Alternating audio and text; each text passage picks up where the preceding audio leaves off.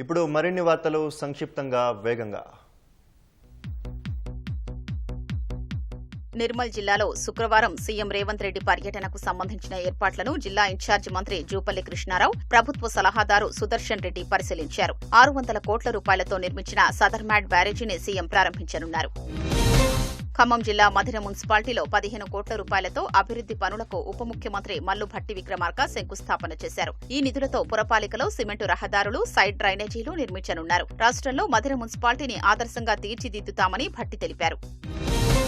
పురపాలిక ఎన్నికల్లో కాంగ్రెస్ వార్డు కౌన్సిలర్లను గెలిపిస్తే మరింత ఎక్కువ నిధులు మంజూరు చేయించి అభివృద్ది చేస్తానని కార్మిక శాఖ మంత్రి వివేక్ వెంకటస్వామి హామీ ఇచ్చారు.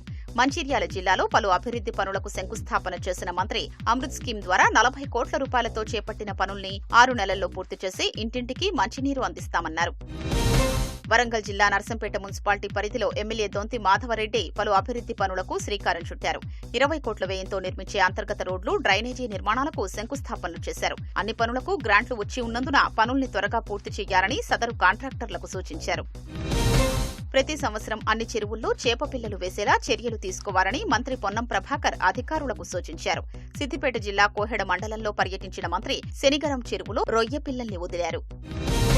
ఆదిలాబాద్లో ఇందిరమ్మ కాలనీలో పశువధ శాలను ఎమ్మెల్యే పాయల్ శంకర్, మున్సిపల్ అధికారులు సిబ్బందితో కలిసి తొలగించారు. దాదాపు 20 సంవత్సరాలుగా ఏ ప్రభుత్వం అధికారంలో ఉన్నా ఈ పశువధ శాలను తొలగించే ప్రయత్నం చేయలేదని ఎమ్మెల్యే అన్నారు.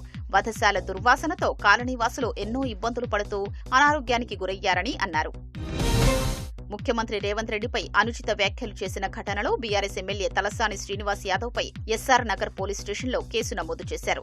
సీఎంని ఉద్దేశించి అవమానకరంగా మాట్లాడారని కాంగ్రెస్ నాయకుడు కిరణ్ కుమార్ ఫిర్యాదు చేశారు.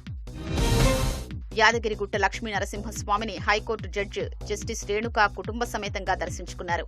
ఆలయ అర్చకులు సంప్రదాయం ప్రకారం స్వాగతం పలికి వేద ఆశీర్వాదాలు అందజేశారు. ప్రధాన ఆలయంలో స్వయంభూమూర్తుల దర్శనం అనంతరం సువర్ణ పుష్పార్చన పూజల్లో పాల్గొన్నారు. హనుమకొండ జిల్లా భీమదేవరపల్లి మండలం కొత్తకొండ శ్రీ వీరభద్రస్వామి బ్రహ్మోత్సవాలు వైభవంగా జరుగుతున్నాయి. బ్రహ్మోత్సవాల్లో భాగంగా కుమ్మరి కులస్తులు స్వామివారికి వీరబోనాల్ని సమర్పించారు. నాగర్ కర్నూలు జిల్లా బిజినేపల్లి మండలం వట్టెం వెంకటేశ్వర స్వామి దేవాలయంలో ధనుర్మాస పూజలు ఘనంగా నిర్వహించారు. గోదాదేవి కళ్యాణం వైభవంగా నిర్వహించారు. బీజేపీ రాష్ట్ర అధ్యక్షుడు రామచంద్రరావు పూజా కార్యక్రమాల్లో పాల్గొన్నారు. మెదక్ జిల్లా చిన్నశంకరంపేట మండలం చందంపేటకు చెందిన షేరి మానమ్మకు చైనా మాంజా 2 కాళ్లకు చుట్టుకుని రక్తం ఏరులై పారింది. బ్లేడుతో కోసినట్లుగా 2 కాళ్లకు గాయాలయ్యాయి. స్థానికులు వెంటనే ఆమెను 108 అంబులెన్స్ ద్వారా మెదక్ ఏరియా ఆసుపత్రికి తరలించారు. నిషేధిత చైనా మాంజా విక్రయాల పట్ల కఠిన చర్యలు తీసుకోవాలని స్థానికులు డిమాండ్ చేశారు. కామారెడ్డి జిల్లా మాచారెడ్డి మండలం గజ్జేనాయక్ తండా చౌరస్తాలో మద్యం మత్తులో ఓ వ్యక్తి వీరంగం సృష్టించాడు. మధు అనే వ్యక్తి చంద్రునాయక్ వస్త్ర దుకాణానికి వెళ్లి దుస్తులు చూపించాలంటూ యజమాని కుమారుడితో గొడవకు దిగాడు. లారీని తీసుకొచ్చి దుకాణాన్ని ధ్వంసం చేయడానికి ప్రయత్నించాడు. సమాచారం అందుకున్న ఎస్ఐ అనిల్ కుమార్ వెంటనే అక్కడికి చేరుకుని లారీ డ్రైవర్ మధును అదుపులోకి తీసుకున్నారు.